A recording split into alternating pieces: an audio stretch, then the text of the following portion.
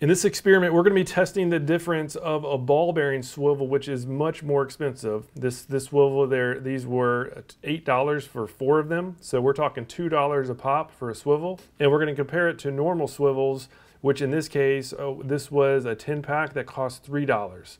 Does the price difference matter, right? What is the actual performance difference of these? And we're going to test it out. And just so you know, we are not affiliated with either of these companies, so it doesn't help us financially if you buy one versus the other. This is all about just transparency and the actual performance of two different things that have very different costs. And so how this came about is we did a test about a week or two ago about swivels in general, and do they help keep twist out of braided line.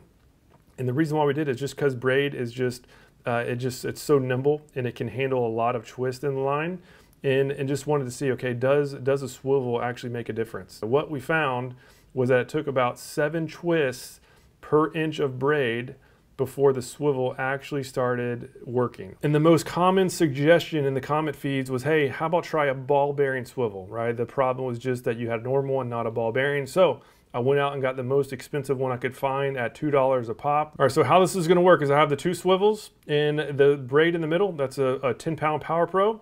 And now we have 20-pound monos on the outside. And so I'm gonna twist the mono on the right, and we're gonna see what these swivels do.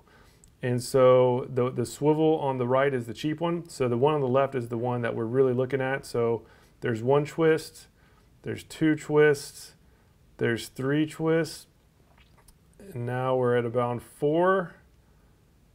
And so there, right at 4, wow, so that just went ahead and took them out. So it was basically around the 4 twist mark is when the more expensive swivel started doing some good. So let's go ahead and change it up. We'll change it on the other side to see if it matters.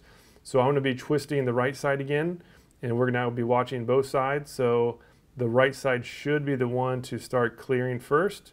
So there's 1, 2. Wow, so that was on like the second twist. It started moving a little bit. I think that was 3.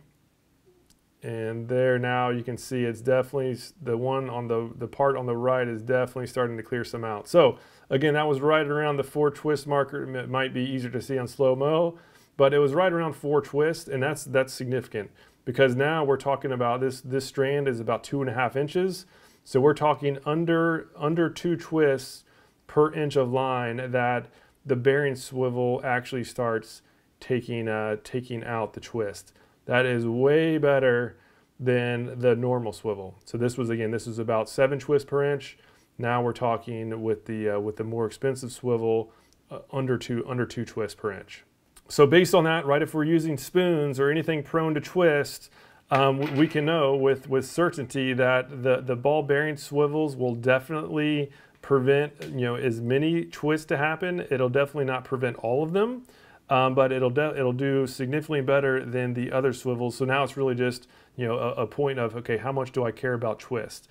For me personally, I used to always use swivels when using spoons, and I've actually just stopped doing it for the past 6-7 months, and I really haven't noticed an issue, like any actual performance issues with the line twist. Yes, the line is definitely twisting, but when I was using the normal swivels versus no swivel, I really couldn't tell a difference. And the fact that these things are $2 a pop, I probably won't bother using them again because I wasn't actually seeing performance issues when using these spoons. And when looking at some slow-mo footage of these spoons underwater, as long as they're weighted properly, which most of the good spoons are, as long as they're not just reeled in too fast, they will wobble. So they wobble, they won't do a full rotation. And the full rotations happen most often when the retrieve is a little bit too fast. So just be mindful of that. If you're seeing a lot of twist when you're using spoons, whether you're using a swivel or not, they're going to happen. And just know that slowing down the retrieve will probably fix the amount of twist you get, and it will very likely help you get more strikes as well. So that's it for now. Just wanted to do that analysis. I was just very curious to see the difference, and I thought you might as well, so I thought I'd go ahead and film it. Any questions at all, leave a comment down below. And if you have any suggestions on anything else in this realm that we should test, let me know. I'll be happy to do it. I love doing these experiments to, again, just help us all make smart decisions when we're out there buying tackle. Thank you so much for your time and watching. Hope to see you again soon. There's something about the water that'll give you peace, all by yourself or with your family. Live salt strong and wear the line today.